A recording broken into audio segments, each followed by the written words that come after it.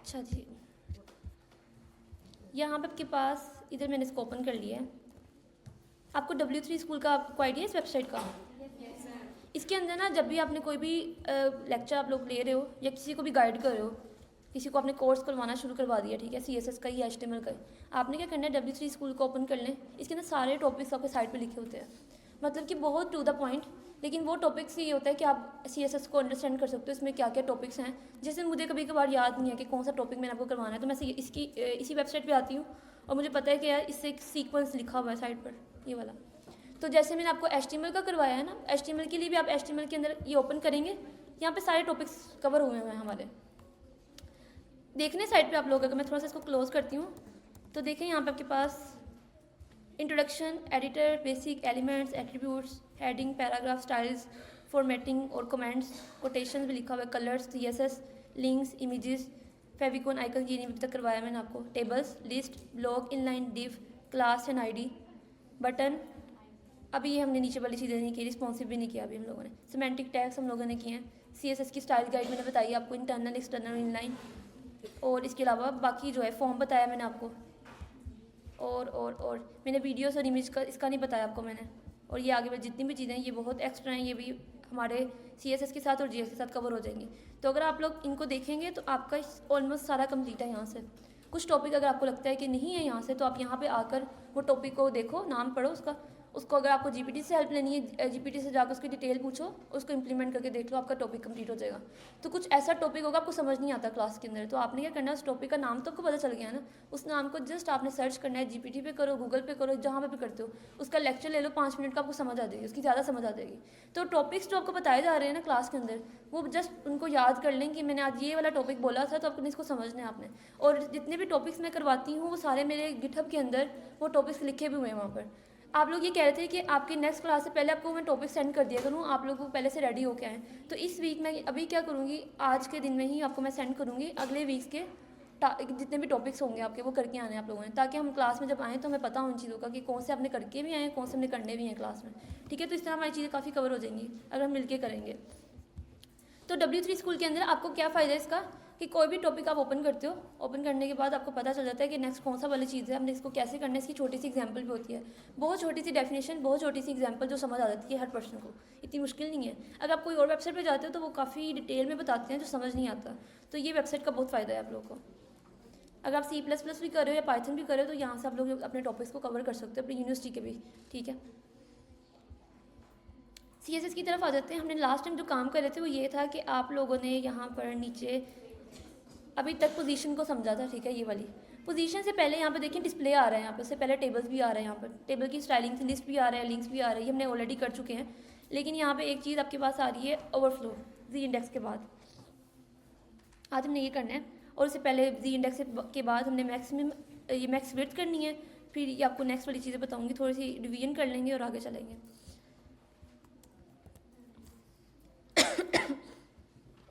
अच्छा, ये देखिए यहाँ पे द CSS ओवरफ्लो प्रॉपर्टी है, यहाँ पे देखिए डेफिनेशन भी आपकी लिखी हुई है यहाँ पे इसके अंदर।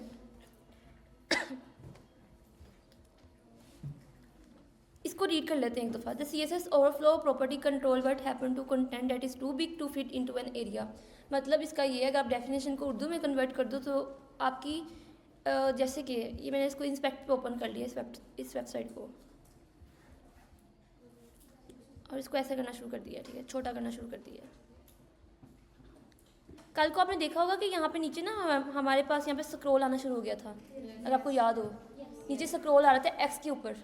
जब एक्स के ऊपर चीज़ें स्क्रॉल आना शुरू हो जाते हैं तो इसका मतलब चीज़ें जो है ना आपकी ओवरफ्लो कर जाती हैं, कि जब आपकी स्क्रीन के मुताबिक चीज़ें एडजस्ट नहीं करती हैं वो ओवरफ्लो, मतलब कि जब नीचे वो एक्स के ऊपर आपके पास स्क्रॉल आना शुरू हो जाते हैं तो उसको हम कहते हैं ओवरफ्लो हो गई चीज़ें आपकी। तो वही उस ओवरफ्लो को ख़त्म करने के लिए मैंने आपको पहली चीज़ बताई थी कि विड्थ आप जो है वो पिक्सल में जो देते हैं आप परसेंटेज में देते हैं आप उसको।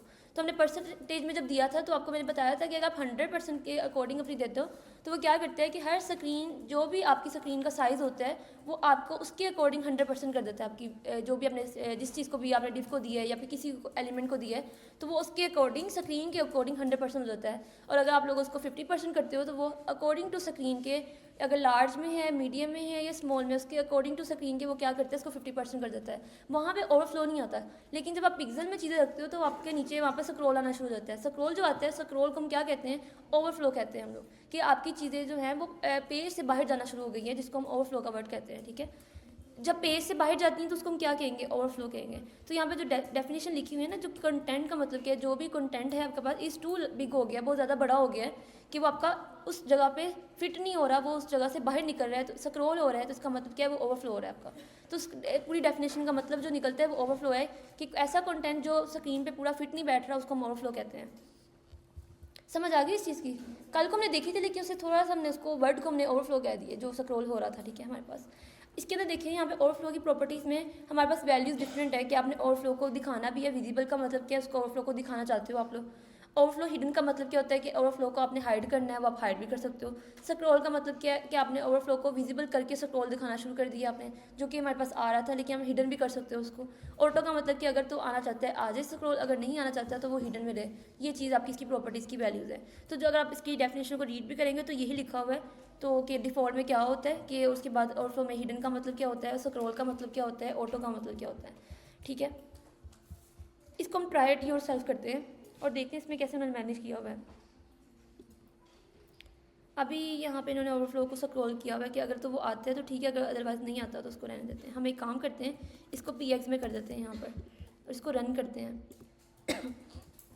और इसको 900 कर देते हैं, और ओवरफ्लो को स्क्रॉल जो करना है इसको हम रिमूव कर देते हैं। अभी यहाँ पे नहीं आएगा मुझे लगता है, क्योंकि उसकी स्क्रीन पहले से ऑलरेडी नीचे से सेट हुई हुई है। अच्छा ये देखें, यहाँ पे आपके पास जैसे ही मैंने इसकी विड्थ को किया है 900 px, मतलब कि 900 पिक्सल किया है, और मैंने यहाँ से ओवरफ्लो की वो डेफिनेशन को या प्रॉपर्टी को रिमूव कर दिया है। अब देखिए यहाँ पे आपके पास ये जो ग्रीन बॉक्स है, मैं इसको स्क्रॉल करती हूँ, ये वाला नीचे देख रहे हैं, इसको कहते हैं कि ओवरफ्लो हो गया आपके पास। अब हम ये काम करते हैं, ओवरफ्लो की प्रॉपर्टी यहाँ पर लिखते हैं, ओवरफ्लो हिडन, पहले आ रहा था यहाँ पर, ठीक है। अब इसको रन करते हैं तो ये क्या होगा कि आपके पास, अभी हम इसको रन करते हैं, अगर ओवरफ्लो की स्पेलिंग मैंने सही लिखे है, ओह ठीक है, अब ठीक है, हाँ थैंक यू। लेकिन फिर भी अभी आ रहा है, क्यों आ रहा है? नहीं, यहाँ पर वो हमने ओवरफ्लो हिडन कर दिया, तो यहाँ से हिडन होना जाना चाहिए, फिर स्क्रॉल नहीं होता। हम बैक पे जाते हैं, हमने अपनी प्रॉपर्टी का जो नाम है उसकी स्पेलिंग देख लेते हैं, ओवरफ्लो सही तो लिखा हुआ है, फिर क्या मसला है? हिडन वाला कहाँ पे गया? ये है हमारे पास हिडन वाला, इसको देख लेते हैं।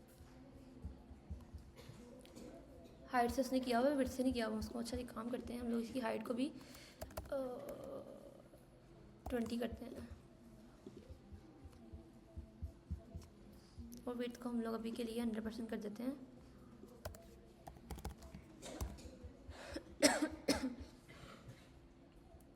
और इसको अभी हम लोग कमेंट कर देते हैं, रिमूव कर देते हैं अभी के लिए।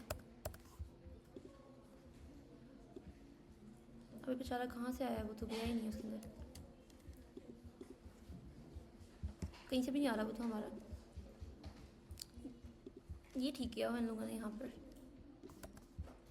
उस पर क्यों नहीं हो रहा?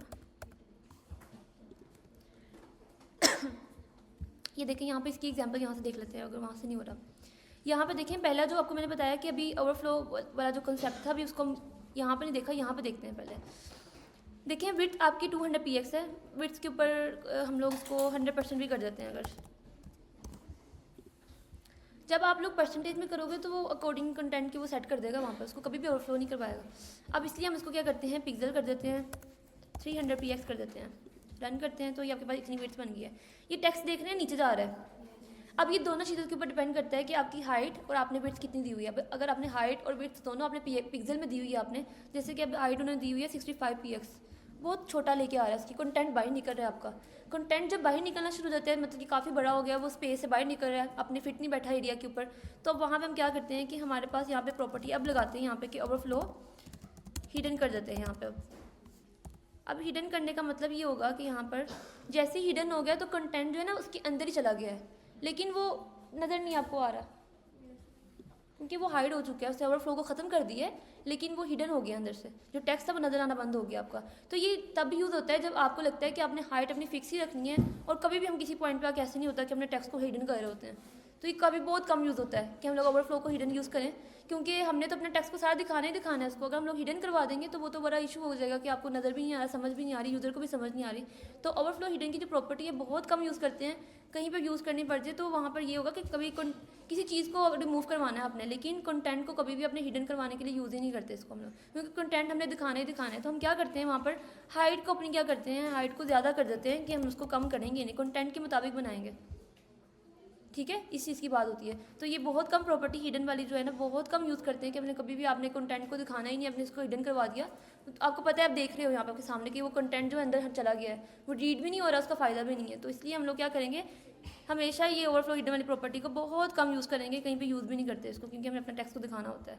अच्छा, अगली चीज़ यहाँ पे स्क्रॉल होता है, यहाँ पे एक वर्ड स्क्रॉल का मतलब ये है कि अगर आपने दिखाना भी है उनको तो, लेकिन यहाँ पे आप देखोगे ये वाली चीज़ स्क्रॉल का मतलब कि उस टेक्स्ट के अंदर जहाँ पे हिडन नहीं करवाया आपने, वहाँ पर कह दिया कि आप इसको स्क्रॉल कर सकते हो, तो वो सेक्शन के अंदर स्क्रॉल करने की परमिशन दे दी कि आप नीचे से स्क्रॉल कर सकते हो। तो स्क्रॉल का मतलब ये है कि टेक्स्ट दिखाना भी है आपने सारा, लेकिन विड्थ भी आपने हाइट भी इतनी रखनी है, लेकिन वो स्क्रॉल करके देख लेगा। आपने देखा होगा कुछ पॉइंट पे आके ना इस तरह से होता है, लेकिन वो स्क्रॉल जो होता है वो नज़र नहीं आ रहा होता, वो हाइड होता है, लेकिन ऐसे नज़र ज़रूर आ रहा होता है कि आपने कोई चीज़ों को अंदर से जाके टेक्स्ट ऐसे से रोटेट हो रहा है। ये हम बहुत यूज़ करते हैं कि आपने ओवरफ्लो इतना ही रखना है, हाइट भी इतनी रखनी है, विड्थ भी इतनी रखनी है, लेकिन आपने ओवरफ्लो दिखाना भी है तो आपने उसको स्क्रॉल कर देना है। हिडन की जगह पे क्या कर दोगे, स्क्रॉल कर दोगे। स्क्रॉल करने से ये होगा कि आपने वो टेक्स्ट को दिखा भी रहे हैं और साथ में आप उसको जो यूज़र को नज़र भी आ रहा है, इसमें कोई डिस्टर्बेंस नहीं है। ये यूज़ होती है प्रॉपर्टी आप लोगों की। अच्छा, इसके बाद आपकी प्रॉपर्टी कौन सी वाली है, ओवरफ्लो, हिडन और स्क्रॉल। विजिबल में देख लेते हैं, विजिबल में क्या चीज़ डिफरेंस इसके अंदर आती है।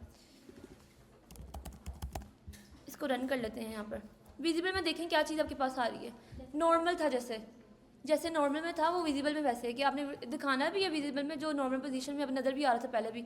अगर मैं इसको रिमूव भी कर देती हूँ यहाँ से और इसको रन करते हैं, सेम वैसे ही है। तो इसका मतलब बाय डिफ़ॉल्ट वाली जो होती है वो ओवरफ्लो विजिबल ही होता है आपके पास, और अगर आप ओवरफ्लो विजिबल लिख भी देते हो तो उसमें कोई फ़र्क नहीं पड़ेगा, क्योंकि वो पहले ही इसको समझ जाए कि ओवरफ्लो आपका विजिबल हुआ है। तो अगर आपने ओवरफ्लो को हाइड करवाना है तो आपने क्या यूज़ करना है, हिडन। हिडन का वर्ड बहुत दफ़ा देखेंगे आप हर प्रॉपर्टी के अंदर। और अगर आपने स्क्रॉल करवाना है तो स्क्रॉल के लिए आप क्या यूज़ करोगे, स्क्रॉल यूज़ करोगे, जिसको रन करेंगे और रन करने के बाद आपके पास जो टेक्स्ट है वो स्क्रॉल होना शुरू हो जाएगा। समझ आई इस 3 प्रॉपर्टी के अंदर। अच्छा, यहाँ पे इसके अंदर एक और यहाँ पे आएगा, विजिबल है, हिडन है, और इसके एक और थी यहाँ पे ऊपर, ऑटो भी था। ऑटो मतलब कि अगर तो उसने स्क्रॉल दिखाना है तो दिखा दे, अगर नहीं दिखाना तो नहीं दिखाए। ऑटो में क्या, उसको पता चला कि जैसे ही ओवरफ्लो हुआ टेक्स्ट उसे स्क्रॉल करना शुरू कर दिया। अगर वो ओवरफ्लो नहीं करता तो उसने वहाँ पर स्क्रॉल करना भी दिखाना नहीं था, नहीं दिखाया। ऑटो का मतलब क्या होगा, अगर तो ओवरफ्लो हो रहा था तो उसको ओवरफ्लो के लिए स्क्रॉल लगा दो, अगर वो ओवरफ्लो नहीं होता तो स्क्रॉल ना लगाओ। ठीक है, इसके लिए, क्योंकि अगर हम लोग सिंपली अगर बात करते हैं ना कि अगर हम लोग ये ओवरफ्लो ऑटो यूज़ नहीं करते और मैं कहती हूँ यहाँ पे हाइट 50 है, तो या तो हम स्क्रॉल लगा देंगे या तो हम ये कहेंगे कि अच्छा यहाँ पे अब देखो ये ओवरफ्लो कर रहा है यहाँ पे, ठीक है, ये चीज़ ओवरफ्लो कर रही है। तो अगर मैं ओवरफ्लो ऑटो लगा देती हूँ तो क्या होगा उससे कि उसको पता है कि अगर तो फ्लो करता है, ओवरफ्लो करेगा तो उसको वहाँ पर स्क्रॉल करवा दो, अदरवाइज़ फिर उसको जो भी पोजीशन के अंदर है, अगर नहीं है तो फिर चल रहा है, वैसे भी चल रहा है वो। ठीक है, स्क्रॉल वही सेम हुआ, लेकिन वो उसमें ऑटो में ये होगा, अगर वो स्क्रॉलेबल नहीं है तो वो उसको ऑटो में मतलब कि सिंपल रखेगा, अगर तो ओवरफ्लो कर रहा है तो उसको स्क्रॉल कर देगा। अगर आप ज़्यादातर बेहतर ये है कि ऑटो यूज़ कर लें कि स्क्रॉल आना चाहते हैं तो लें। अगर आप ज़बरदस्ती लेके आना चाहते हो कि स्क्रॉल ही करवाना है उसको, तो फिर ओवरफ्लो स्क्रॉल यूज़ कर लें, तो तब ये यूज़ होता है। दोनों में है सेम ही है, लेकिन थोड़ा सा डिफरेंस है कि वो खुद ब खुद देख रहा है, वहाँ पे हमने ओवरफ्लो स्क्रॉल लिख दिया है, वो स्क्रॉल ही करेगा और उसके अलावा कुछ भी नहीं करेगा। ओवरफ्लो ऑटो करेगा तो ऑटो में ये है कि खुद ब खुद एडजस्ट करेगा, अगर तो ओवरफ्लो आ रहा है तो स्क्रॉल कर दो, अगर नहीं आ रहा तो उसको वैसे ही रहने दो। तो ये चीज़ है, ख़त्म हो जाएगा, नहीं आएगा, फिर नहीं आएगा, क्योंकि वो तब उसका एडजस्ट हो जाता है ना खुद ही, वहाँ पर देखो नहीं आएगा। स्क्रॉल तब भी आता है जब आपका ओवरफ्लो होता है, मतलब कि जब कंटेंट आपका बाहर निकलना शुरू हो जाता है, वहाँ पे ओवरफ्लो कर जाता है, तो वहीं पे ही आप स्क्रॉल कर सकते हो, अदरवाइज का स्क्रॉल नहीं करते। जिससे भी आप लोगों ने ये देखी ना, ये वाली एग्जांपल देखी है, स्क्रॉल तब नीचे क्यों आता है जब आपके पास जो है वो साथ ही पोजीशन में, अगर मैं इसको हिडन की जगह पे इसको रिमूव करवाएं यहाँ पर और इसको यहाँ पर कुछ 300 दे देते हैं px। अब देखिए यहाँ पे जो ओवरफ्लो कर रहे हैं ना, ये वाला, ये आपका x के ऊपर ओवरफ्लो कर रहा है, ठीक है। तो ये तभी आएगा जब आपकी विड्थ जो है ना वो पेज से बहुत ज़्यादा बड़ी है, ठीक है। इस टाइम 300 px है ना, हमारी छोटी स्क्रीन से बहुत बड़ा है वो, इसलिए वो ओवरफ्लो करना शुरू कर दिया यहाँ पर। अब यहाँ पे देखें, अब दो चीज़ें यहाँ पे आती है। अगर मैं इसको 100 कर देती हूँ, 100 बहुत छोटा हो जाएगा यहाँ पर, और उसको रन करती हूँ, काफ़ी छोटा हो गया यहाँ पर, वो स्क्रीन के अकॉर्डिंग है तो ओवरफ्लो भी नहीं हो रहा है यहाँ पर। लेकिन जैसे ही आप इसका विड्थ ज़्यादा करते हो, अब वो 4 और 700 देखें, वो बहुत ज़्यादा विड्थ है इसकी, और वो बड़ी स्क्रीन पे सही रहती है, लेकिन छोटी स्क्रीन पे सही नहीं है, क्योंकि छोटी स्क्रीन का साइज़ जो होता है वो 350 होता है, 320 होता है, 310 होता है, तो बहुत कम होता है वो। लेकिन हमारा 700 विड्थ है यहाँ पर, तो वो ओवरफ्लो ही करेगा ना यहाँ पर। तो उसको यहाँ पर भी बताती हूँ कि ओवरफ्लो अपने एक्स के ऊपर कैसे आपने इसको हाइड करवाना है। तो दो प्रॉपर्टीज़ और होती हैं इसके अंदर, एक आपके पास ओवरफ्लो एक्स के ऊपर होता है, एक ओवरफ्लो आपका वाई के ऊपर होता है। तो अगर आपने एक्स के ऊपर भी आपने हाइड करवाना है तो आपको लिखना पड़ेगा ओवरफ्लो एक्स के ऊपर हिडन करवा दो, तो वो एक्स के ऊपर जाके हिडन होगा यहाँ पर। तो यहाँ पे प्रॉपर्टीज़ और भी आ जाती हैं इसके अंदर। अभी हम लोग अपने कोड के ऊपर जाते हैं और यहाँ पर जाके करते हैं इसको सॉल्व। तो हमारे पास एक काम करते हैं, अपनी एक डिव बनाते हैं जिसका नाम, अच्छा कंटेनर जो है ना, वो कंटेनर में नाम क्यों रखती हूँ, जस्ट कंटेनर है उसका नाम, कुछ भी रख सकते हो यहाँ पर। कंटेनर का कोई लिंक नहीं है डिव के साथ, आप कोई और नाम भी रखोगे तो कोई क्लास का नाम रख सकते हो। तो मैं जैसे यहाँ पे कंटेनर की जगह में मेन कर देती हूँ, तो नाम ही रखना है जो मर्जी रखना है। तो डिव मतलब क्या है, डिव का मतलब बॉक्स बनाने के लिए हम डिव को यूज़ कर रहे होते हैं, ताकि इसमें जो भी कंटेंट होगा उसके अकॉर्डिंग वो बनता जाता है। हम पी टैग के अंदर यहाँ पे कुछ लोडम का टेक्स्ट लिख लेते हैं, LORM लिखते हैं, तो आपको पता है कि वो लोडम का टेक्स्ट आना शुरू हो जाता है, तो वो मैंने पेस्ट कर दिया जस्ट। इसको हम ओपन विद लाइव सर्वर कर लेते हैं, और यहाँ पे आपके पास ये टेक्स्ट आपको नज़र भी आ रहा है, ठीक है। इसको हम अगर छोटा करके रखना है तो छोटा कर लेते हैं, और इसको भी हम छोटा कर देते हैं, ताकि दोनों चीज़ें आपके आमने सामने भी आए। ये ले जी, ये इतना यहाँ पे कर लेते हैं, इसको थोड़ा सा नीचे। नज़र आ रहा है आप लोग को ये? बस ठीक है। और इसको थोड़ा सा इधर ले जाते हैं नीचे, सही है। अच्छा यहाँ पे देखिए, आपके पास मेन के अंदर, मेन डिव के अंदर आपके पास पैराग्राफ का टैग आ रहा है। हम क्या करते हैं, यहाँ पे एक प्रॉपर्टी देते हैं, आपको पता है स्टाइल का टैग यूज़ करते हैं। उसके अंदर हमने अपनी क्लास को जो पिक करना है, तो क्लास को पिक करने के लिए हम क्या लगाते हैं, डॉट मेन, डॉट यूज़ करते हैं। क्लास का नाम कुछ भी हो सकता है, और यहाँ पर हम लोगों ने क्या किया, इसके अंदर बैकग्राउंड कलर रेड कर दिया है। रेड तो ऐसे ही ना, वो लग ही गया है रेड कलर। अच्छा टेक्स्ट का कलर चेंज करना हो तो हम क्या यूज़ करते हैं, कलर वाइट, तो वाइट कलर हो जाएगा आपके पास। कॉर्नर्स को ख़त्म करने के लिए क्या करते हैं, पैडिंग, पैडिंग के लिए हम क्या कर देते हैं 10px, तो क्या होगा, हर तरफ से लेफ़्ट राइट टॉप बॉटम 10 की पैडिंग आ गई है यहाँ पर। मैं रिपीट इसलिए चीज़ें करती हूँ ताकि आप लोग को याद रहे कि हमने कितनी प्रॉपर्टीज़ कर ली हैं, तो इसलिए मैं दोबारा से लिखती हूँ, अदरवाइज़ लिखने का कोई फ़ायदा नहीं है, लेकिन मैं लिखती हूँ हर दफ़ा। बॉर्डर लगाने के लिए, बॉर्डर के लिए हम क्या यूज़ करते हैं, बॉर्डर 1px सॉलिड, मैंने ब्लैक कर दिया, तो क्या होगा, बॉर्डर सामने आ जाएगा। अगर मैं 10 कर देती हूँ, बॉर्डर काफ़ी मोटा हो जाएगा, जो कि बॉर्डर आ गया आपके पास, सही है। अच्छा हमने यहाँ पे क्या चीज़, सॉलिड क्यों लिखते हैं, वो कलर डिफाइन करने के लिए। अगर सॉलिड डैश लिख देंगे ना यहाँ पे, तो डैशेस के लिए यहाँ पे डैश का वर्ड होता है, तो डैश आना शुरू हो जाते हैं वहाँ पर। ये लाइन को डिफाइन करने के लिए, लाइन को डिफाइन करने के लिए अगर आप सॉलिड करोगे तो सॉलिड सीधी लाइन बनती है। अगर आप डैश कर दो तो यहाँ पर डैश का वर्ड जब लिखोगे तो डैशेज आना शुरू हो जाते हैं, उनके दरमियान में स्पेस आती है। अगर आप लोग यहाँ पे कोई और प्रॉपर्टी देखना चाहते हो तो कुछ और भी आ जाएगा इसके अंदर। इसके अंदर लिखते हैं यहाँ पर कुछ डॉटेड लिख देते हैं यहाँ पर, डॉटेड ब्लैक, तो वो डॉट्स आना शुरू हो जाएंगे आपके इसके ऊपर। थैंक यू बनाने के लिए डॉटेड, तो इससे हम डॉटेड लगा देते हैं, चले 5 के साथ बहुत ब्रीक ब्रीक आ जाएंगे, ठीक है। अब हमने यहाँ पे क्या काम करना है, हमने ये काम करना है कि हमने इसकी विड्थ डिफाइन करनी है। विड्थ मैंने यहाँ पे दे दी 200px, अभी भी वो एडजस्ट हो रही है, हम 100 कर देते हैं इसको, अभी सही है। हाइट हम क्या करते हैं यहाँ पर 50px, और इसको हम 200 ही कर देते हैं अभी के लिए। हाइट मैंने बहुत कम कर दी है, अगर आपने 100 करनी है तो 100 कर लेते हैं, देखते हैं 100 में कितना, हाँ इतना सही है। अब देखें हमारा जो कंटेंट था नीचे वाला वो गायब हो गया, मतलब कि ओवरफ्लो के अंदर चला गया, यहाँ पर पड़ा हुआ है इसके अंदर बाहर। अगर मैं इसको वाइट कलर का नज़र नहीं आ रहा, वो बिल्कुल ऐसी है, देखना यहाँ पर ये टेक्स्ट नज़र आ रहा है आप लोग का, लेकिन वो ओवरफ्लो हो रहा है। तो ओवरफ्लो को ख़त्म करने के लिए हम क्या यूज़ करेंगे यहाँ पे, ओवरफ्लो स्क्रॉल करेंगे, तो वो क्या होगा, हम इसके अंदर स्क्रॉल कर सकते हैं, ठीक है। अगर आपने ऑटो करना है तो हम लोग उसके अंदर भी हम लोग क्या कर देते हैं, ऑटो, तो ऑटो में क्या होगा कि वो तभी आपके पास ओवर स्क्रॉल आना शुरू हो जाएगा, ठीक है। ये आपने स्क्रॉल कर लिया, मैंने आपको इसलिए बताया क्योंकि वहाँ पे हमने जस्ट समझा था इसको, अब हमने इंप्लीमेंट भी कर लिया इसको यहाँ पर। हिडन का मतलब क्या होगा कि वो आपको हाइड कर देगा, मतलब कि अब आपको टेक्स्ट यहाँ पर नज़र नहीं आएगा इसके अंदर, जैसे इतना नज़र आ रहा है टेक्स्ट आपको, बिल्कुल इतना सा, जो आगे वाला था वो हाइड हो गया, वो नज़र नहीं आ रहा आप लोगों को। तो हिडन का मतलब हाइड करना, स्क्रॉल का मतलब स्क्रॉल करना, ऑटो का मतलब जो ऑटो है, और विजिबल का मतलब वही है जो बाय डिफॉल्ट जो विजिबल ही होता है वो। इसको ऑटो कर देते हैं, ठीक है। अच्छा, अब एक चीज़, हम यहाँ पे बिट्स जो है ना वो कम कर देते हैं, 100 कर देते हैं यहाँ पे बिट्स, और हाइट को हम यहाँ से मैंने उसके ऊपर लेके आना है। यहाँ पर है ना हमारे पास कुछ 600 है ना यहाँ पर, तो मैं चाहती हूँ कि हम स्क्रीन छोटी करें तो हमारे पास तब भी वो आए। अब देखिए आपने स्क्रीन को छोटा कर लिया, अब वो यहाँ पे एक्स के ऊपर जो आ रहा है ना यहाँ पर, ये वाई के ऊपर नहीं है, ये एक्स के ऊपर है आपके पास। अब हमने क्या करना है, ओवरफ्लो, यहाँ पे दो प्रॉपर्टीज आ रही होंगी, एक वाई है और दूसरी कौन सी है, एक्स है। एक्स का मतलब एक्स के लिए है, वाई का मतलब वाई के लिए है। तो मैं यहाँ पे किसको प्रेस करती हूँ, एक्स को करती हूँ। एक्स के लिए मैं कहती हूँ यहाँ पर कि हिडन कर दो। अब देखते हैं कि वो आपके पास स्क्रॉल जो नीचे वाला अभी भी आ रहा है वो आना नहीं चाहिए क्योंकि मेन के ऊपर है। अच्छा, अब एक चीज़ बताती हूँ इसके अंदर, जब आप लोग प्रॉपर्टीज़ अपनी लिखना शुरू करते हो ना टॉप से बॉटम की तरफ, वो क्या करते हैं, CSS रीड कैसे करता है, पहले देखते हैं कि बैकग्राउंड कलर है, वो कलर दे देता है। वो देखता है कि कलर है, यहाँ पर कलर दे दिया। अब आपने देखा कि पहले उसने ओवरफ्लो ऑटो किया, लेकिन बाद में क्या आ रहा है आपके पास, ओवरफ्लो एक्स में हिडन आ रहा है ना यहाँ पर।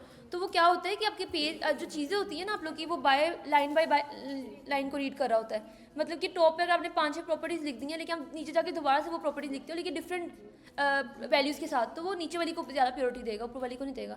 अभी यहाँ पे क्यों नहीं लग रहा क्योंकि वो मेन जो है ना अभी आपके पास, तो मेन के अंदर यहाँ पे वो देख रहा है कि यहाँ पे इसके अंदर वो ओवरफ्लो करना है। हम पेज को देंगे, यहाँ पे पेज को जब देंगे तब हिडन होगा आपका, क्योंकि इस टाइम जो पूरा पेज है ना आपका वो ओवरफ्लो हो रहा है। सिंपल इतना बॉक्स आपके पास ओवरफ्लो नहीं हो रहा, पूरा पेज आपके पास ओवरफ्लो हो रहा है एक्स के ऊपर। जब वाई के ऊपर बात नहीं करी, एक्स के ऊपर बात कर रही हूँ। तो हम एक काम करते हैं कि इस ओवरफ्लो एक्स की प्रॉपर्टी को यहाँ से ख़त्म करते हैं, और यहाँ पे हम लोग अपनी बॉडी के ऊपर, मैंने आपको बताया था कि हम स्टैटिक का वर्ड यूज़ करते हैं। स्टैटिक का मतलब ये पूरे पेज को पकड़ने के लिए, पेज का कलर चेंज करना है या फिर अपने पैडिंग को रिमूव करवाना है या मार्जिन को रिमूव करवाना है। तो मैंने आपको बताया था कि स्टैटिक का वर्ड क्या होता है, ये पूरे पेज को पकड़ता है। इसके अंदर आप दो चीज़ें पहले बता रहे होते हो, मैंने कल को कौन सी बताई थी आपको। इसके अंदर पैडिंग और मार्जिन को हम क्या रखते हैं यहाँ पर, 0 PS। इसको क्यों रखते हैं, क्योंकि हमारे इस टाइम पेज के ऊपर देखिए स्पेस आ रही होती है। हम दोनों को कहते हैं कि हमारा मार्जिन 0 कर दो ताकि पेज बिल्कुल आपका स्टार्टिंग से स्टार्ट हो, इसलिए मैंने आपको बताया था। अब यहाँ पे हम क्या करते हैं, इसके अंदर बताते हैं कि अब यहाँ पे ना लगाना तो फिर मसला ही है, कुछ हिडन कर देते हैं यहाँ पे इसके अंदर। अब देखिए आपके पास ये हिडन हो चुका है, मैं अब स्क्रॉल नहीं कर पा रही इसके अंदर, मतलब कि मैं अपने टेक्स्ट को इधर कर रही हूँ क्योंकि पहले जो लगा हुआ था एक्स के ऊपर जो ओवरफ्लो आपके पास आ रहा था वो पूरे पेज के ऊपर आ रहा था, वो सिर्फ स्पेसिफिक उस विड्थ के ऊपर, वो सेक्शन के ऊपर नहीं आ रहा था।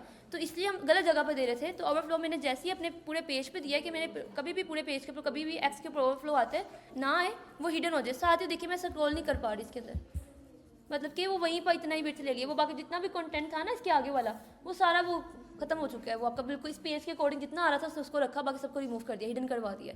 अब जैसे मैं इसको कहती हूँ कि यहाँ पे ऑटो कर दो, ऑटो का मतलब क्या होगा कि वो अगर तो आना चाह रहा है तो आ जाएगा, अगर नहीं आना चाहता तो वो नहीं आएगा, तो साथ ही आना शुरू हो गया, ठीक है। इसलिए आपको वहाँ पर ओवरफ्लो एक्स हमारे उसके ऊपर अंदर नहीं लग रहा था, मेन के अंदर। जैसे ही हमने पूरे पेज पे लगाया तो पूरे पेज पे ओवरफ्लो एक्स जो है ना आपका हिडन हो गया था वहाँ पर। तो ये डिपेंड करता है कि आप किस जगह पर लगा रहे हो। अगर तो इसके अंदर होता है यहाँ पर, तब हमने यहाँ पर स्क्रॉल को यहाँ पर रिमूव। अच्छा, एक और चीज़ देखें यहाँ पर, जब आपने ओवरफ्लो एक्स को ऑटो किया है ना आप लोगों ने यहाँ पर, तो वो ऑटो देखें यहाँ पे, अब आपके पास यहाँ पे टॉप पर देखें आपकी बिट्स जो डिव है इसके अंदर स्क्रॉल आ रहा है, लेकिन नीचे नहीं आ रहा आपके पेज के ऊपर।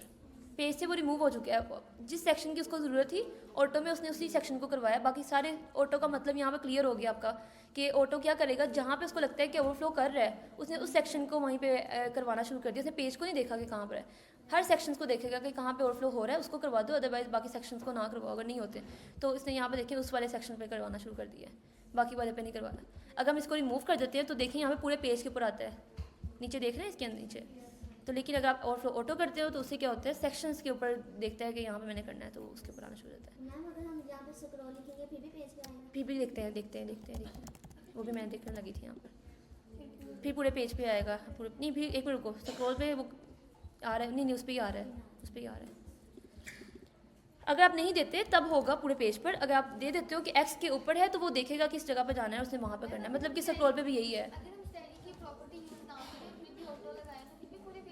कैसे लगा देंगे, हम लोगों को बताना पड़ेगा कि किस जगह पे। बॉडी पे लगाने तो बॉडी पे लगा सकते हैं। एक हमारे पास होता है स्टैटिक के अलावा एक बॉडी होती है। बॉडी मतलब कि आपको पता है कि बॉडी का टैग हमने यूज़ किया है ये वाला, ठीक है। इस बॉडी को पिक करना है आपने। बॉडी को पिक करने के लिए जस्ट बॉडी का टैग का नेम लिखा और बॉडी के लिए डिफाइन कर दिया, वो पेज ही होता है आपका बॉडी भी। तो वहीं से स्टार्ट होती है ना आपकी HTML भी, वहीं से स्टार्ट होती है। अगर आप मेन को देते हो ओवरफ्लो एक्स तो वहीं पे नहीं लगेगा, उसके ऊपर नहीं लगेगा, क्योंकि वो आपका पेज के ऊपर वो दे रहा था पहले ओवरफ्लो। पहले ये काम कर सकते हो कि अगर आपने इसके बताना पड़ता है, स्पेसिफिक बताना पड़ता है कि पूरे पेज पर नहीं है, पहले वहाँ पे ऑटो कर दो, यहाँ पे जाके इसको हिडन करवा दो, इस तरह से कर सकते हैं प्रॉपर्टी को यूज़। लेकिन अभी के लिए हम इसको टेस्ट कर रहे थे, यहाँ पे इसको स्क्रॉल दोबारा से कर देते हैं और यहाँ पे हमारे पास ये आने लगी है। एक और काम करते हैं, हम अपनी हाइट को थोड़ा सा कम करते हैं, 50 कर लेते हैं, और इसको हम लोग यहाँ पर 100 कर देते हैं, विड्थ को कम कर देते हैं। ये तो स्क्रॉल भी तक आ रहा है, इसको हम यहाँ से रिमूव कर देते हैं अभी के लिए। अच्छा देखिए, मैंने यहाँ से ना इसको भी रिमूव कर दिया है, और इसके बाद अभी हम इसको भी रिमूव कर देते हैं, सबको रिमूव करते हैं और देखते हैं हमारे पास कैसे इफेक्ट करता है। ये आपके पास जितनी भी प्रॉपर्टी थी ना, यहाँ पर भी देखें कुछ भी इफेक्ट नहीं हुआ, कोई ओवरफ्लो नहीं है, मतलब कि ओवरफ्लो हो रहा है लेकिन हमने कोई प्रॉपर्टी नहीं लगाई यहाँ पर। अब एक काम करते हैं, एक तो सोल्यूशन ये है कि आपने जब भी कभी आपको लगता है कि पूरे पेज के अंदर किसी भी सेक्शंस के अंदर ओवरफ्लो आ रहा है, तो आप पूरे पेज को ही दे दो ओवरफ्लो एक्स, कि उसको ओवरफ्लो एक्स जो भी होगा उसको आप क्या कर दो और स्क्रॉल कर दो। तो हम यहाँ पे लगा देंगे ना, तो उससे फ़ायदा ये होगा कि आपके पूरे पेज के ऊपर वो ऑटो चला जाएगा, कि कभी भी उसको लगता है कि सेक्शन में ये प्रॉपर्टी है तो उसको उसने ओवरफ्लो को ऑटो करवा दिया है। तो हम मोस्टली अगर ऊपर यूज़ करेंगे तो ज़्यादा बेहतर है, अगर हम नीचे किसी सेक्शन के लिए स्पेसिफिक करना है तो आप उसके लिए भी यूज़ कर सकते हो। तो ये आपके ऊपर अपने कहाँ पर यूज़ करना है। अदरवाइज़ हम लोग कोशिश ये करते हैं कि हमारा ओवरफ्लो आए ही ना, तो हम इस प्रॉपर्टी को भी यूज़ नहीं करते। हम लोग बहुत कम पॉइंट पे इसको यूज़ करते हैं, इसको हम लेके ही नहीं आते, क्योंकि ये डिस्टर्ब है आपका कंटेंट को ख़त्म कर रहा है और आपको स्क्रॉल करना पड़ा है। कौन सा यूज़र ऐसा आएगा कि वो पहले ऑलरेडी इस पेज पे स्क्रॉल कर रहा है, उसको अंदर वाले सेक्शन पे भी जाकर स्क्रॉल करना पड़ा है? ऐसा कुछ भी नहीं होता। वो एनिमेशन के ऊपर होता है कि एनिमेशन खुद ब खुद चल रही होती है, वो स्क्रॉल खुद ब खुद कर रही है, क्या पेज के स्क्रॉल पे वो चीज़ हिल रही है सेक्शन अंदर वाला, वो हो सकता है। लेकिन ऐसा नहीं होगा कि यूज़र ने पहले स्क्रॉल किया, वो अंदर वाले सेक्शन में भी जाकर स्क्रॉल कर रहा है। कुछ बुलेट पॉइंट बने होते हैं, वहाँ पे लगा होता है वहाँ पे स्क्रॉल, तो कुछ पॉइंट पे यूज़ होता है, अदरवाइज बहुत कम पॉइंट पे यूज़ होता है। ठीक है, इसको हम कर देते हैं अभी के लिए वापस Ctrl+Z, और जो चीज़ हम कर रहे थे इसको हम लोग कर देते हैं कमेंट। यहाँ पर हमारा ये काम हो चुका है, इसको हम कर देते हैं कमेंट यहाँ से भी, और ये भी, और यहाँ पे इसको हम 100% कर देते हैं।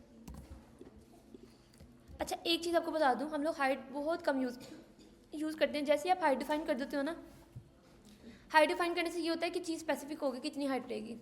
अब हमारी चीज़ें जो डिपेंड करती हैं कंटेंट के ऊपर डिपेंड करती हैं। कंटेंट ज़्यादा भी हो सकता है, कम भी हो सकता है, और स्क्रीन के अकॉर्डिंग चेंज भी हो रहा होता है। अगर हम हाइट को स्पेसिफिक कर देते हैं इतनी ही हाइट होगी, वो नहीं देखता कि कंटेंट कितना आता है कितना नहीं आता, वो ओवरफ्लो करना शुरू कर देता है।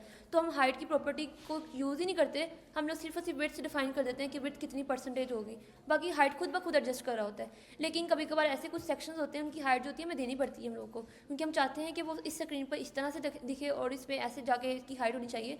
तो उसके लिए भी हम कहते हैं कि पिक्सल परफेक्ट होना चाहिए आपके पास। जब हम पिक्सल परफेक्ट की बात करते हैं ना, यहाँ पर मतलब मैं कमेंट में लिख देती हूँ ये वर्ड पिक्सल परफेक्ट।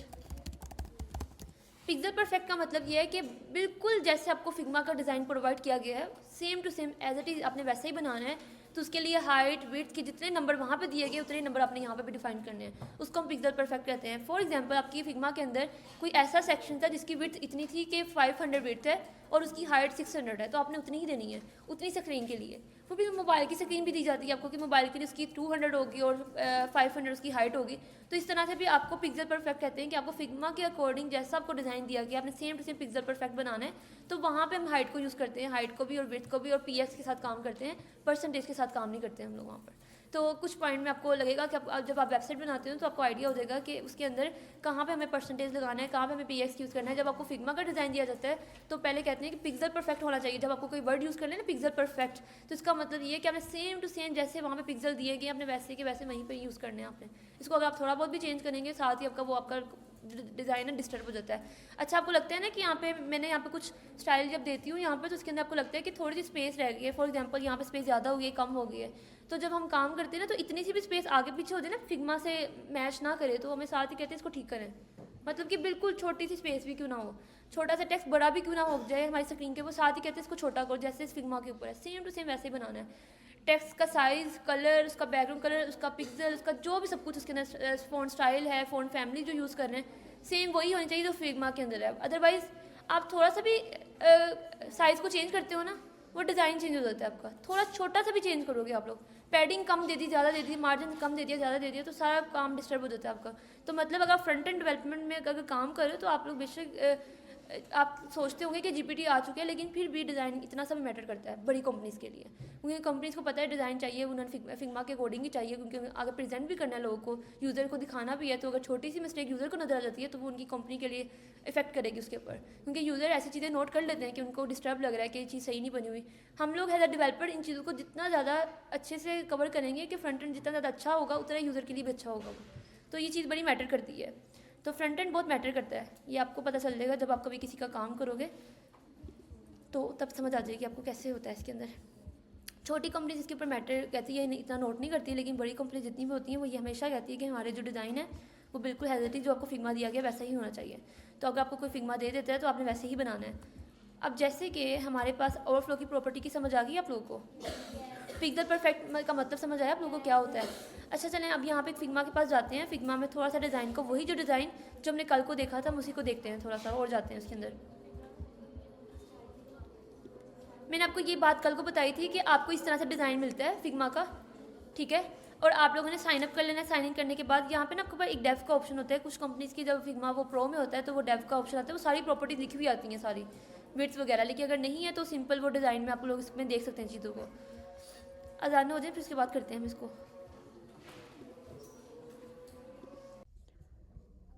नेक्स्ट हमारे पास यहाँ पर फिग्मा का डिज़ाइन है, ठीक है, और हम फिग्मा के डिज़ाइन को अगर कॉपी करना है तो हम उसको सबसे पहले यहाँ पे आपके पास इस सेक्शन में एक हेडिंग है और पैराग्राफ है और एक बटन है और इसकी साइड पर एक हमारे पास इमेज आ रही है।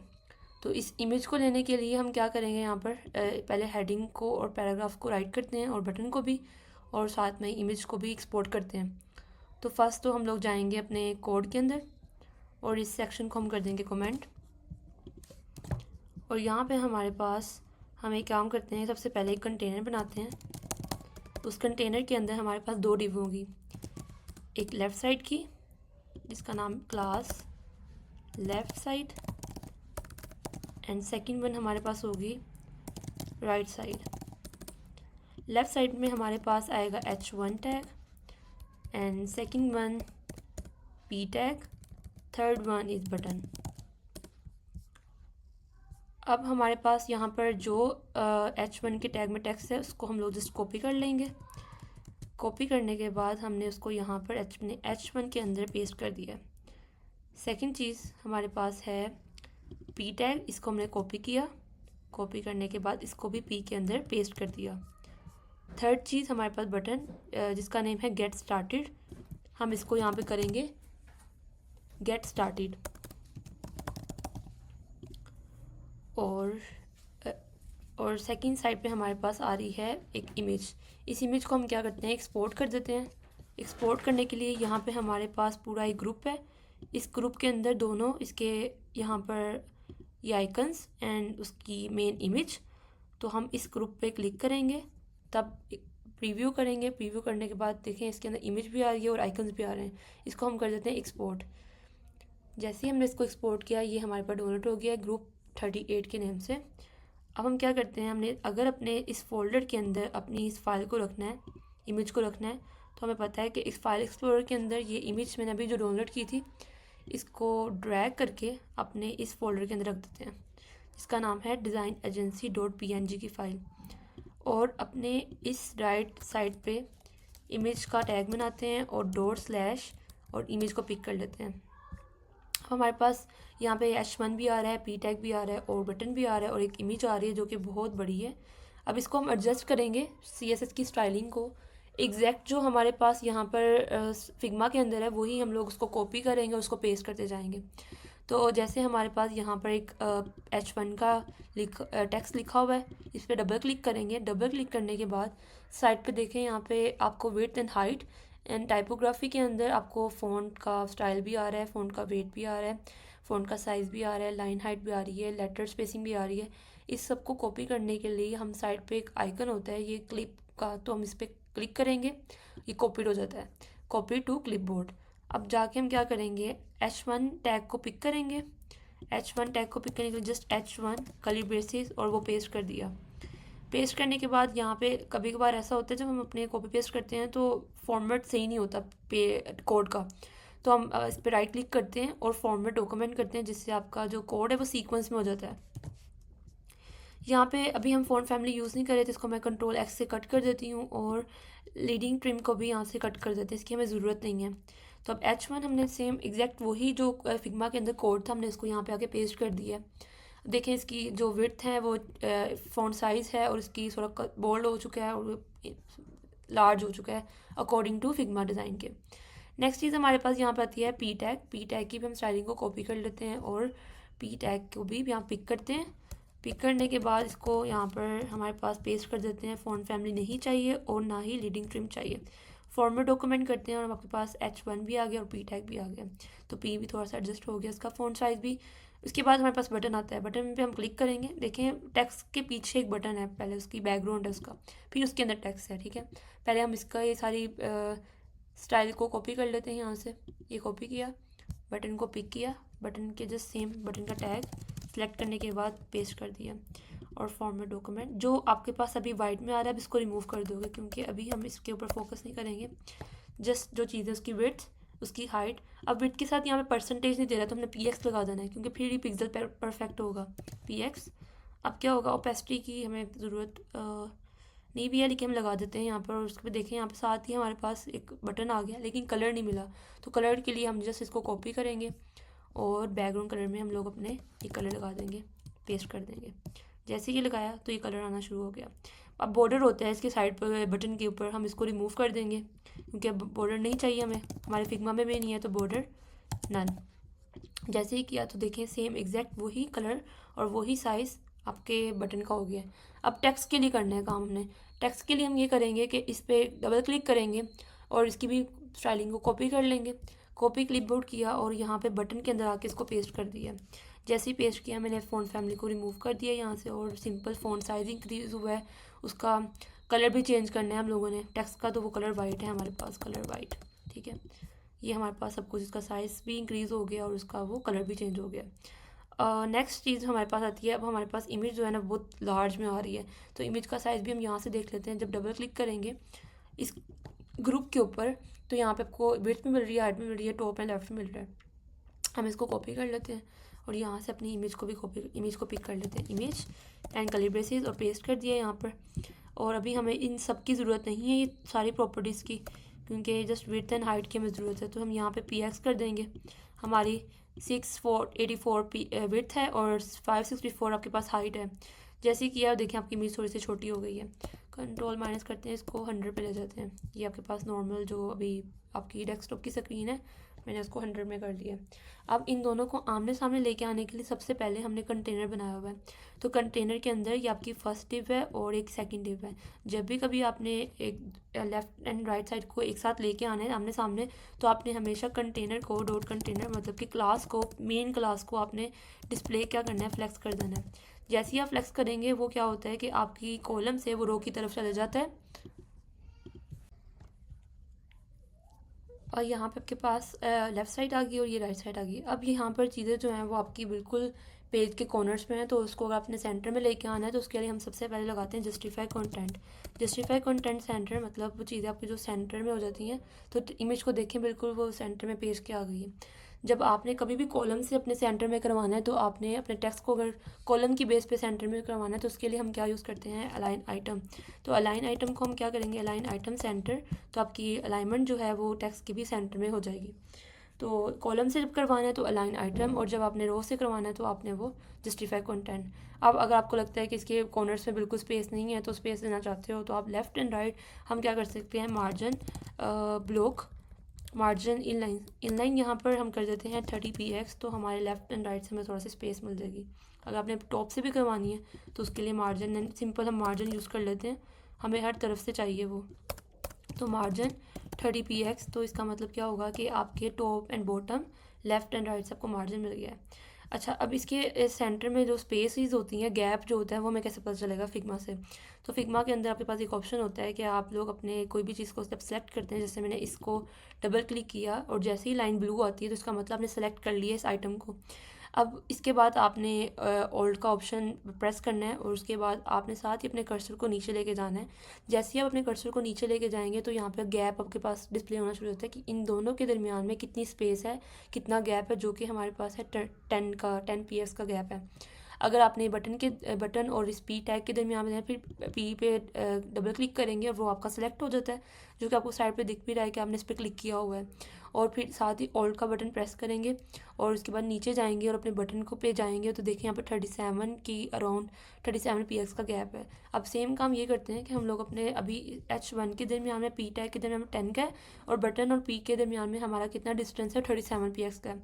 तो हम क्या करते हैं, H1 के पी के टॉप पर कितना है मार्जिन टॉप है हमारे पास 10 px और बटन के टॉप पे कितना है हमारा मार्जिन टॉप, वो है 37 px। तो एग्जैक्ट वही देंगे जो हमारे फिग्मा में डिज़ाइन के अंदर। तो जैसे हमने दिया तो ये हमारे पास H1 टैग है और ये हमारे पास पी टैग है। अब यहाँ पे थोड़ा सा ये इंक्रीज होने के बाद BR का टैग लगाएंगे क्योंकि यहाँ पर वो नेक्स्ट लाइन पे ब्रेक कर रहा है। तो इसके बाद यहाँ ब्रेक करने के लिए तो हमारे पास यहाँ पे आएगा कि हमने योर के बाद BR का टैग यूज़ करना है। BR लगा देंगे तो वो नेक्स्ट लाइन से स्टार्ट हो जाएगा आपका, ठीक है। और लॉयल्टी के बाद भी क्या करेंगे, BR का टैग यूज़ करेंगे। BR का टैग यूज़ कर दिया, ठीक है। यहाँ पे BR का टैग आपके पास नेक्स्ट लाइन से स्टार्ट हो गया और यहाँ पर पी टैग के अंदर कस्टमर से के बाद वो आपके पास आ रहा है नेक्स्ट लाइन से स्टार्ट हो रहा है, तो हम वहाँ पे भी क्या कर देंगे, BR का टैग लगा देंगे। इससे ये होगा कि आपका एग्जैक्ट जो आप फिग्मा में देख रहे हो उस तरह से उसने एडजस्ट किया और वो सेट हो गया। लेकिन अब यहाँ पे देखो मार्जिन काफ़ी ज़्यादा जो हमने दिया था वो एक्स्ट्रा लग रहा है, तो हम इस मार्जिन को रिमूव भी कर सकते हैं कि हमें नहीं चाहिए मार्जिन, तो वो सेट खुद ही हो जाएगा। लेकिन अभी जो इमेज है वो इमेज थोड़ी सी इस तरफ नज़र आ रही है क्योंकि वो उसका साइज़ ये वाला जो है ना वो ऐसा लग रहा है सेंटर में नहीं है। तो अगर आपने इमेज को सेंटर में करवाना है तो आप एक काम ये कर सकते हो कि अपनी राइट साइड को पिक करो, डॉट राइट साइड, और इसके अंदर बैकग्राउंड लगा के चेक करते हैं कितनी स्पेस ले रहा है। तो इतनी स्पेस ले रहा है, ठीक है। और एक काम करते हैं इसके अंदर कि इसके अंदर भी डिस्प्ले क्या करते हैं, फ्लैक्स। तो अभी वो अपनी स्पेस कहीं से भी मूव नहीं किया लेकिन थोड़ा सा उसने नीचे से अपनी विड्थ को कम कर दिया है। इसके अंदर कहते हैं जस्टिफाई कंटेंट सेंटर। तो अभी इसका कुछ भी इफेक्ट नहीं पड़ेगा क्योंकि विड्थ उसकी इतनी ही है ऑलरेडी। विड्थ 100 करके देखते हैं इसको। विड्थ 100 से वो पूरी ले लिया उसने, हम लोग इसको 50 कर देते हैं, 50, और 50 के अकॉर्डिंग इसको एडजस्ट करते हैं। ऑलरेडी वैसे इतना ही था वो, बट हम अपने राइट साइड को भी लेफ़्ट साइड को भी 50 का दे देते हैं, डॉट लेफ़्ट साइड। ये दोनों को मैंने एक साथ ही पिक कर लिया, तो लेकिन उसके अंदर इसको हम रिमूव कर देते हैं क्योंकि ये हमें नहीं चाहिए। हम इसको रिमूव कर देते हैं ये वाली को। और अभी हमारे पास जो फ्लैक्स किया वो साथ ही उसने रो में कर दिया, हम इसको फ्लैक्स की डायरेक्शन को कॉलम कर देते हैं। कॉलम किया और साथ ही वो कॉलम में चला जाएगा। अब थोड़ी सी विड्थ उसकी सेट हुई है। लेकिन अगर आपने इसको कम करना है तो आप 30-20 भी कर सकते हो, इसको 40 कर देते हैं। ठीक है, इस तरीके से हम इसका ये बैकग्राउंड जो है वो यहाँ से रिमूव कर देंगे और मार्जिन टॉप कर देते हैं थोड़ा सा कंटेनर के ऊपर, मार्जिन टॉप 30 px, तो वो थोड़ा सा नीचे आ जाएगा टेक्स्ट आपका। अब आपका है कलर, बैकग्राउंड कलर पूरे पेज का। तो पूरा पेज का जब बैकग्राउंड कलर देना है तो ये आपका कलर है, इसको कॉपी करेंगे और इसके बाद अपने पूरे पेज के ऊपर जो कि बॉडी के अंदर जाते ही हम कह देंगे बैकग्राउंड कलर, सॉरी यहाँ पर इसके अंदर हम कह देंगे बैकग्राउंड कलर, पेस्ट कर देंगे और पूरे पेज पे वो आपका कलर डिस्प्ले हो जाएगा। ओके, तो आपने जब भी फिग्मा में कोई भी एलिमेंट्स को पिक करना है तो आपने एक्सपोर्ट भी करना है, तो एक्सपोर्ट करने के लिए आपने इस पर जस्ट डबल क्लिक करना है और आपको एक ऑप्शन आ रहा होता है उसके अंदर कि आपके पास एक्सपोर्ट का, यहाँ पर आप प्रीव्यू भी कर सकते हो। अगर प्रीव्यू से पता चल जाता है कि आपने किस आइटम को यहाँ से एक्सपोर्ट करना है तो आप एक्सपोर्ट करोगे, उसको अपने ही फोल्डर में रखोगे। अगर आप अपने फोल्डर में नहीं रखते तो आप उसको पिक भी नहीं कर सकते। तो